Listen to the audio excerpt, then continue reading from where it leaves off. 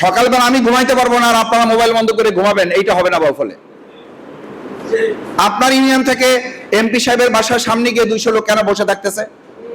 তাহলে আমার মেম্বাররা কি করতেছে? তাহলে আমার চেয়ারম্যানরা কি করতেছে? আমি সেই লোকটাকে বলার পর বলতেছে চেয়ারম্যানের কাছে গেলাম, চেয়ারম্যানই হটি এটার সাথে, চেয়ারম্যানই হলো এই সমস্যার মূল।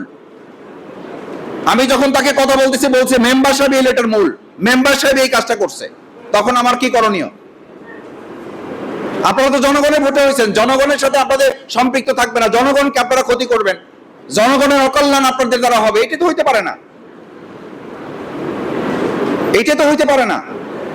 এটার জন্য তো চেয়ারম্যান হয় না কেউ। চেয়ারম্যান কি আপনারা কিয়ামত পর্যন্ত সময়ের জন্য হয়েছেন? না আবার ভোট লাগবে আপনাদের? তা ভোট লাগলে আমরা মানুষকে কষ্ট দিচ্ছি কেন? ফজরের আগে গিয়ে একটা লোক বাসায় বসে থাকতেছে, ফজর নামাজ পড়তেছে মসজিদে, গিয়ে দেখি 60 জন লোক বসা। কি হয়েছে? কয় যে স্যার আপনারা ফজরের পর পাবো কিনা তার ঠিক নাই, এই জন্য আগে চলে আসছি। কি অসুবিধা?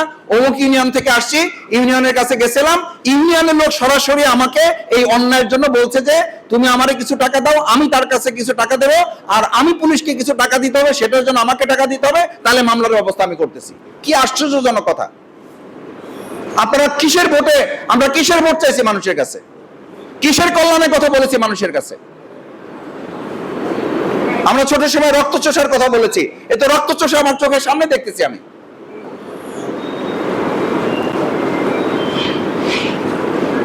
এরকম কোন পরিস্থিতিতে আপনার ভাই, আমার বোন, আমার বন্ধু, আমার চাচা, আমার খালা, আমার খালু, আমার প্রতিবেশী পড়ুক, এটাকে আমরা কেউ চাই? এটা তো আমরা করতেছি। এই জন্য আমি বক্তব্য শুনছি কয়েকজনের, শোনার পর আমি দাঁড়াইছি, নাহলে আমি দাঁড়াইতাম না। আমাকে বলা হয়েছে, আমি একটু জরুরি মিটিং এ ছিলাম, মিটিংটা শেষ না করে এখানে চলে আসছি, যে আমার চেয়ারম্যান সাহেবগণ, আমার প্যানেল চেয়ারম্যানগণ, আমার প্রশাসকগণ, আমার সচিবগণ, আমার মেম্বারগণ আমার উপস্থিতিতে কথা বলতে চান। আমার উপস্থিতিতে এখন এসে শুনলাম যে আমার উপস্থিতিতে মোটামুটি আমারে আপনারা তৈল মর্দন করতে চান। তৈল দরকার না আমার, আমার বাসায় রান্না করার জন্য যতটুকু তৈল দরকার ওটুকু কেনার ক্ষমতা আমার আছে। আল্লাহর রাস্তে শফিকুল ইসলাম মাসুদকে তৈল দেওয়ার কোনো দরকার নাই।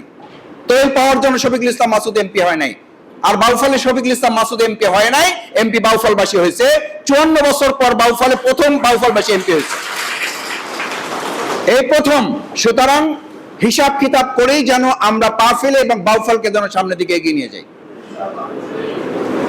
1 নম্বর বলেছি মাদক বন্ধ করতে হবে, চাঁদা বন্ধ করতে হবে। 2 নম্বর হলো সালিসির নামে অত্যাচার বন্ধ করতে হবে।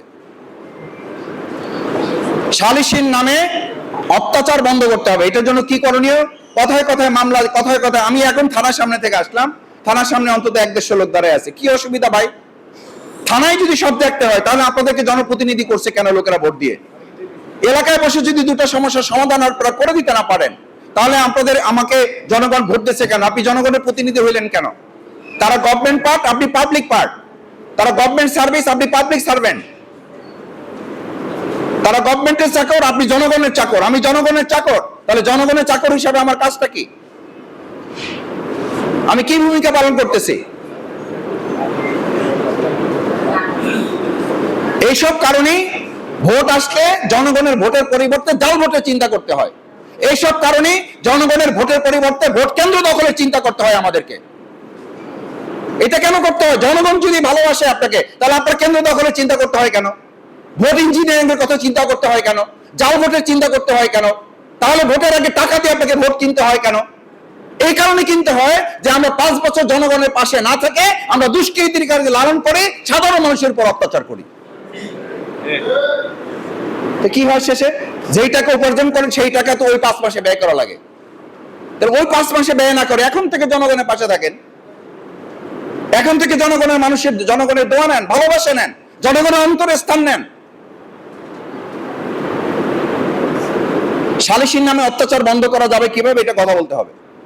যদি সবাই সব পয়েন্টে কথা না বলেন, একজন এসে একটা পয়েন্টে কথা বলবেন।